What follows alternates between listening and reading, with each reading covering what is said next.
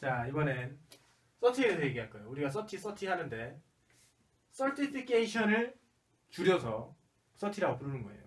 그리고 일반적으로 학교를 막 졸업해가지고 주로 신경계 병원에 입사하는 친구들은 PNF, 혹은 보바스, 드물게 보이타, 아니면 NDT 이런 서티를 따게 되죠. 그런데 왜 딸까요? 왜 딸까? 숟가락을 더 줘서.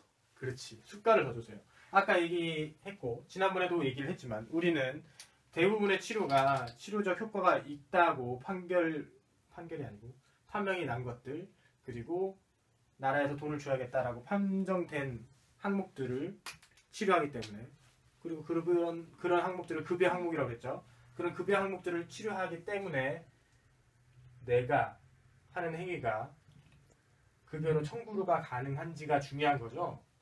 그런데 우리가 하는 행위 중에서 방금 얘기했던 그 세 가지 명칭이 중추신경계 발달 제어 치료야.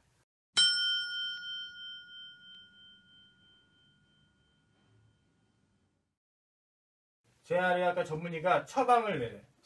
처방.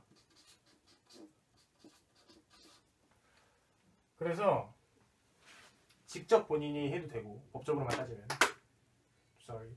직접 해도 되고, 물리치료사가 해도 돼요. 처방을 내려서, 그래서 행위자가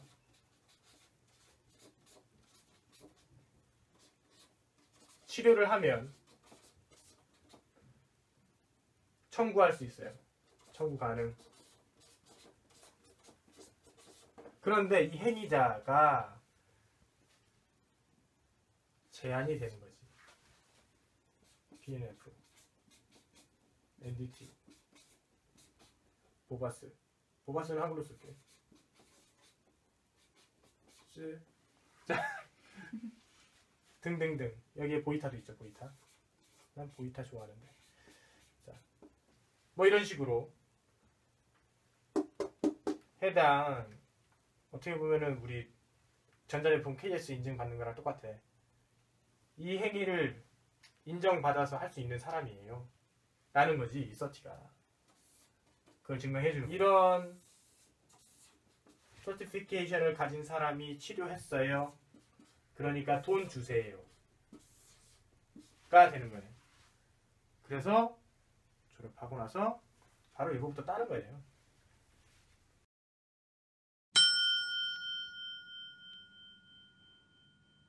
요걸 따기 위해서 막 옛날 같은 경우에는 교육 이 회차나 그 순번을 따려고 막 줄 서고 막 그랬어요. 요즘엔 좀 덜한데 지방에서도 강의가 많이 열리고 해가지고. 그런데 옛날에 서울에밖에 없었고 뭐 이런 식으로 해가지고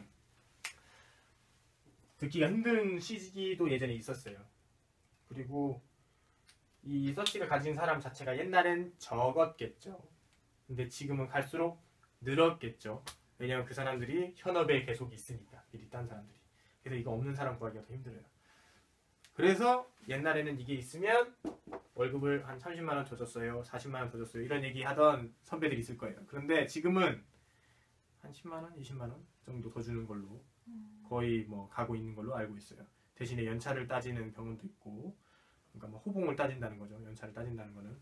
이런 식으로 그 각각 병원의 내규에 따라서 회의가 결정이 되는 거지.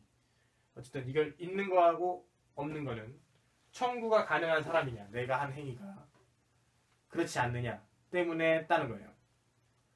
그런데 이게 재활치료 분류가 이거는 다른 거예요. 우리가 기존에 얘기했던 모달리티는 일반 재활치료에 분류되기 때문에 분류가 좀 달라요. 앞에 분류해서. 그래서 요거는 이게 있어야 되는데, 사실 이거 기본적인 건 학교에서 학부 때 배우죠. 네. 그죠? 그래서 내 생각으로는 이게 없어도 학부 교육이 제대로 되어 있다면 다 청구가 가능하게끔 해줬으면 나는 좋겠어요. 나는 그랬으면 좋겠어요. 만약에 학교 과정에서 이게 해결이 되고 학교 과정을 충실히 이수했으면 청구할 수 있게끔 되는 게 전체 물리치료사 입장에서 봤을 때는 좀 더 나은 환경이 아닐까. 이건 개인적인 생각이에요. 근데 지금은 이렇게 굴러가고 있어요. 이게 있어야 청구가 가능한 사람이기 때문에 서치를 졸업해서 따는 거예요. 그러면 다음 시간엔 신경계와 근골격계 월급이 왜 차이가 나는가 거기에 대해서 이제 얘기를 할 거예요. 다음 시간에 만납시다.